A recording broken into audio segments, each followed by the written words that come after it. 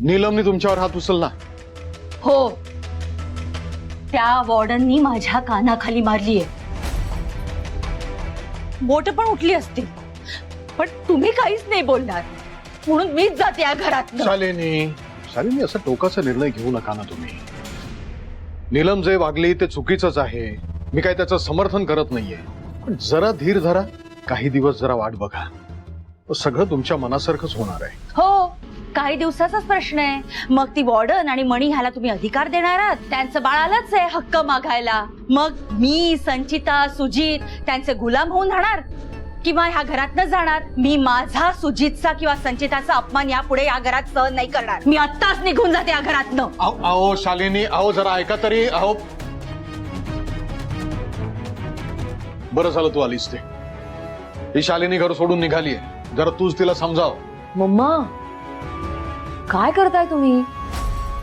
Dad जे काही सांगतायत ते प्लीज ऐका. घर सोडून जायची काही गरज नाहीये मम्मा. तुमचा विश्वास नाहीये का डॅडवर? माझा फक्त माझ्या सुजितवर विश्वास आहे, आणि त्याला डावलून जर स्वानंदीच्या मुलाचं कौतुक होत असेल तर ते मी सहन करू शकत नाही. जर मी या घरात जायला नको असेल तर तुम्ही त्या अनावरस मुलाला घराच्या बाहेर काढा. त्या अनावरस मुलाची सावली सुद्धा नकोय मला माझ्या घरावर. बस शालिनी,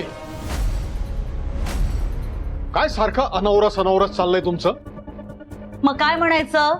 बाप नसलेल्या मुलाला अनावरस नाही म्हणायचं तर काय म्हणायचं? का तुम्ही जसं वारसदार असल्यासारखं कौतुक करताय तसं मी पण कौतुक करायचं? हो, तुम्हाला त्याचं कौतुक करावंच लागेल, कारण ते बाळ अनौरस नाहीये. सरपोतदार घराण्याचा वारस आहे तो, आणि त्याचा बाप आपला सुजित आहे.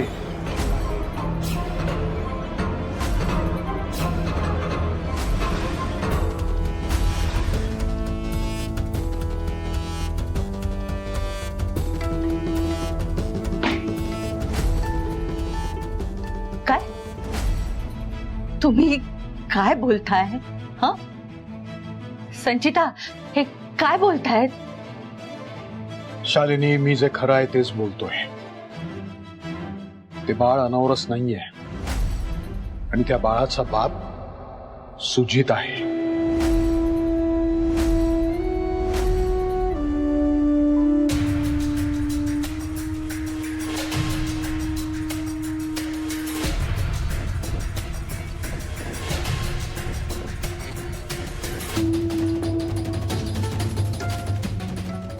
स्वानंदीवर अतिप्रसंग?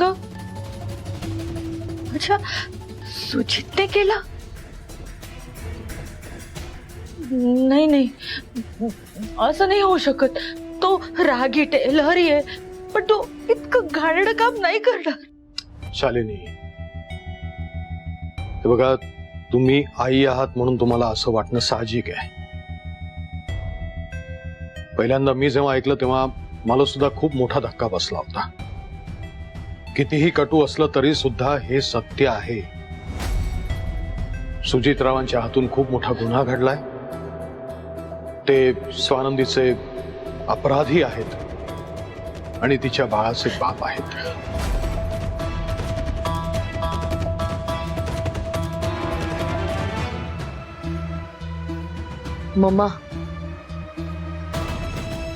मम्मा, डॅड सांगतायत तेच खरंय. तो मुलगा सुजितचाच आहे. तुम्हाला आठवत असेल तर त्यावेळी पोलिसांनी पार्टीतल्या काही लोकांच्या DNA टेस्ट केल्या होत्या. त्यामध्ये सुजितची सुद्धा DNA टेस्ट झाली होती.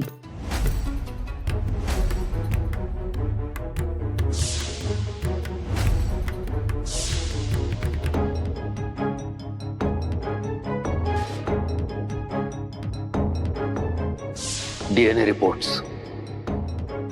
इतके दिवस हेच लपवण्याचा प्रयत्न करत होतास ना?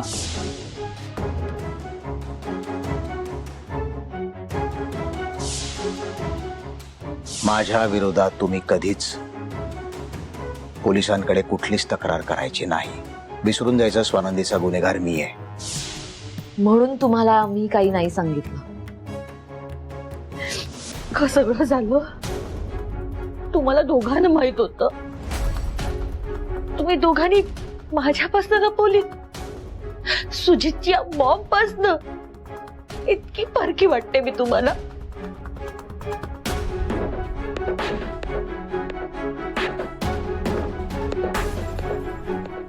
जे काही झालं ना त्यात माझ्या बाळाचा दोष नाहीये. हे सगळं त्या गावंढळ स्वानंदीने केलंय. आता स्वानंदीला मुलासकट बाहेर काढा.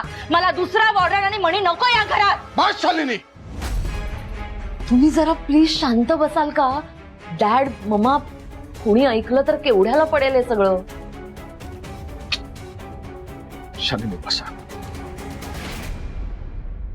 हे बघा, तुम्ही खूप भावुक झालेले आहात म्हणून मी जे भविष्य बघतोय ना ते तुम्ही बघू शकत नाही आहात. काय स्वानंदीला आज काय आपण आत्ता ह्या घडीला सुद्धा घरातून बाहेर काढू शकतो. ती तिच्या मुलाला घेऊन निघून जाईल, पण ते बाळ सरपोतदार घराण्याचं एकमेव वारस आहे. लग्नातून झालेलं नसला तरी सुद्धा ते बाळ सुजितचं आहे. सुजित त्या बाळाचा बाप आहे. डॅड बरोबर बोलतात मम्मा. हो, मी सुजितची बायको असून सुद्धा मला हे पटतंय हे तुम्ही लक्षात घ्या. मम्मा, त्या स्वानंदीशी आपलं काही देणं घेणं नाहीये. ती उद्या जगली काय मेली काय आपला काही संबंध नाही तिच्याशी. पण तिने जन्माला घातलेलं बाळ ते महत्वाचं आहे ना आपल्यासाठी. विशेषतः आत्ता सुजित बाप होऊ शकत नसताना ते बाळच आपल्या घराण्याचा वारस आहे. त्यामुळे तुम्ही फक्त त्या बाळाचा विचार करा मम्मा. मग ते बाळ सुजितचं आहे ना, मग स्वानंदीकडे काय करताय? मला माझा नातू माझ्या मांडीवर हवाय, त्या वॉर्डरच्या हातात नकोय. मी जाऊन घेऊन येते त्याला.